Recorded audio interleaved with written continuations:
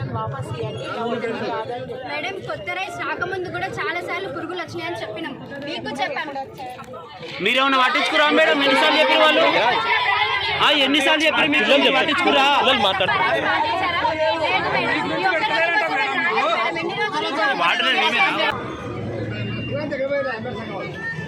ఎవరికైనా చెప్తే ఆ పిల్లల్ని పట్టుకుంటుందే తప్ప ఆమె మాత్రం మా గురించి ఆలోచించదు. ఆమెకు చెప్పి మళ్ళీ ఇంకా వదిలేసారు. ఇది ప్రాబ్లం అని చెప్తే వాళ్ళని టార్గెట్ చేసి చంపుతుందే తప్ప మా గురించి ఆలోచించదు. మమ్మల్ని పట్టించుకోదు. కంటికి అయితే సార్ రైస్ సరిగా లేక చెప్తున్నాను సార్, రోజు పురుగులు వస్తున్నాయి. అడిగితే ఏమంటుంది మేడం? అడిగితే ఏమంటుంది? అది రైస్ ప్రాబ్లం అంటుంది తప్ప దాని మాత్రం రిటర్న్ పంపించాలి, వేరే రైస్ పెట్టి. అట్లా ఏమో సార్, ఆ రైస్ మంచిగా లేదు, దాంట్లో పురుగులు వస్తున్నాయి అంటే మీరు రైట్ కూర్చొని పురుగులు తెచ్చుకుంటున్నారని అంటారు సార్.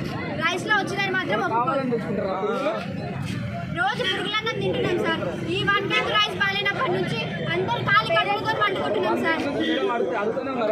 మేము రోజు చెప్తానే ఉంటాం సార్. ఒక అమ్మాయి ఇది బాగాలేదు అని చెప్తాను టార్గెట్ చేస్తాం.